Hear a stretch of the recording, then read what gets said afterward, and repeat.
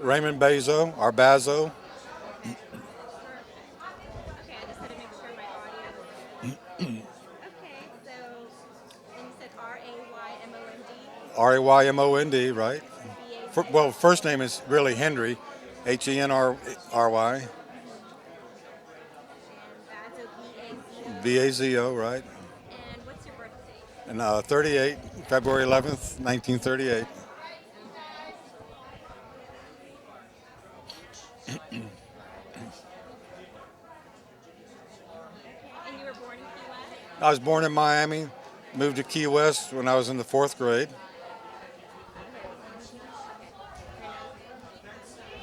tell me that again. I was born in Miami and moved to Key West when I was in the fourth grade.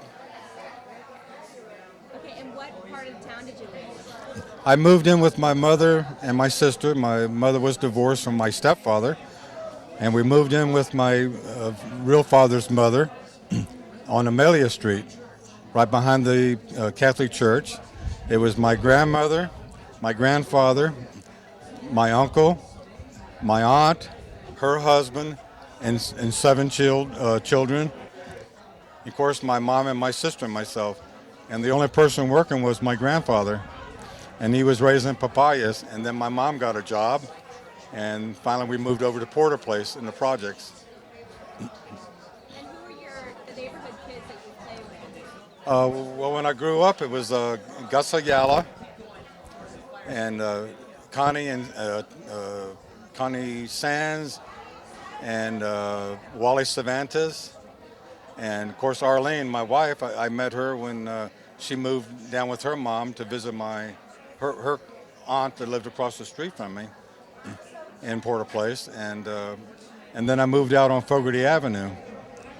And my neighbors and friends were out there were Reeve Steed, Gurdon Hamilton, Sandra White, David Lipschitz, uh, Margaret File, which is Peggy File, and Tommy Gibson. And I lived on Fogarty, and they lived on Patterson and 7th and 5th Street. And what did you do for fun as a kid? Did you go? Yeah, what did you do? Like, did you go fishing? No, we didn't. We couldn't afford boats back then. Most of us were poor, like most of Key West. But we used to get little rafts or little dinghies that we could push down the canal. We lived by the canal where the trestle was, and we'd go up and down the canal like pirates. And then we'd get up on top of the train trestle or on the roadbed up there and throw rocks at the neighborhood kids that came there. They would shoot us with BB guns, and we'd throw rocks at them from the train trestle. And then we'd play outside and sing, and play clee and clap in and spin the bottle and stuff like that. And just a lot of friendly stuff. Go to the drive-in theaters together, and Boy Scouts. All the neighborhood boys we were all in the same patrol, and I was the patrol leader, and we just had a nice camaraderie. And so you were born in 1938. Right. And so in the 50s, tell me about some of the drive-ins you went to. Well, I just found out we used to go to the drive-in theaters all the time, and they said, "Boy, they had some good movies out there." So they had movies there too. We never knew that. They were called the Passion Pit then.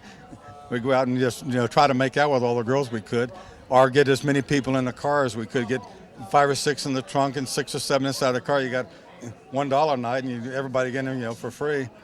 And we'd sit outside and hassle each other and just have a good time and take our chairs with us if we wanted to and sit outside and sing.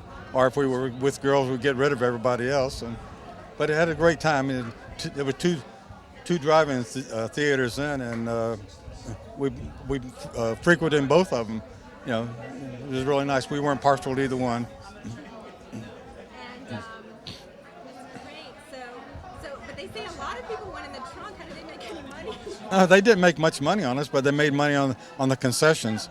Of course, they only charge for the space of the car anyway. So if it's one person, it doesn't make any difference if 30 people in the car. It's better for them because we let everybody out. It looks like a circus that letting everybody out of the Jeep, And so everybody get out and get their Cokes and popcorn and hamburgers and hot dogs, So But if we weren't there, we were Jimmy's Drive-In on Flagler Avenue. That was the meeting place if we wanted to meet the girls and go out and watch the sub races with them. And what about Saturday nights? Saturday night, we'd all hang out downtown, wait for the girls to get off from work at McCroy's or Crest, and then we go to the movies. You know, not 10-cent movies or 5-cent movies or something like that.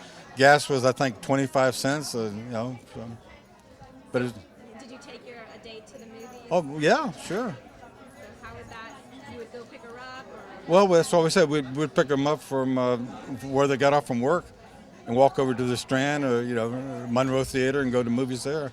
Or if we were lucky and had a car at the time, we could drive and pick them up. And just nice innocent times, Yeah. And then, where would you go after the movies?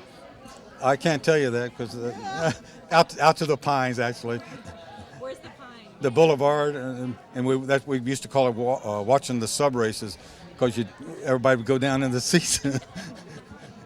And they kept looking, where are the subs? Over there. Is that the Bridle Path, the Boulevard? Oh, you've been there, huh? By the airport, right. The Bridle Path, yeah. So that's where they would go to make out? I don't know about that. That's what I've been told. I never made out. Have you been there yourself? I've seen it. Oh, sure. I've seen pictures. Well, that's us in the picture. So, and what about the beach? What was the favorite beach to go to? Smathers. We all hung out there Sunday afternoon or Saturday afternoon and just, played on the docks and just talked to each other, played football, or some of the guys played tennis. We chased the girls if we could find them to chase, and hoping they were real slow, but they weren't. They were faster than we were. So. And did you bring Spanish limes to the beach? I didn't, but a few of them, like L.T. Curry, he always had Spanish limes, and he'd bring them out there, and sapodillies and tamarins, yeah.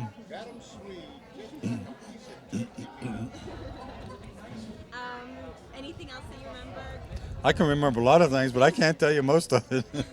No, I played football, of course, and graduated in '56, and all the football players, we were all very close, and still are. There's several here tonight, in our class from '56. In fact, there's 5 of us here. We're fortunate that we have 5. But with the cheerleaders and the football players and the flag twirlers and the conquests, we're all very close, So we knew people from 4 classes below us and a couple classes above us, and we still get along, still make contact with them. And do you live in Key West? I live in Lakeland. I moved up there 36 years ago. I went to college and bounced around the country and wound up there. So, and then Everett Atwell and Thelma, they just moved up 5 years ago. That's my high school buddy, and so we hang out up there. So. Yeah. And we get together over in Clearwater. We have a Christmas party over there. 29 years now we've been going over to, and it's been great. So we stay very close with our friends. We're very fortunate. We thank God. And thank you. Thank you, Raymond. Okay. Did you want to go? Yes, I will. Okay. With the little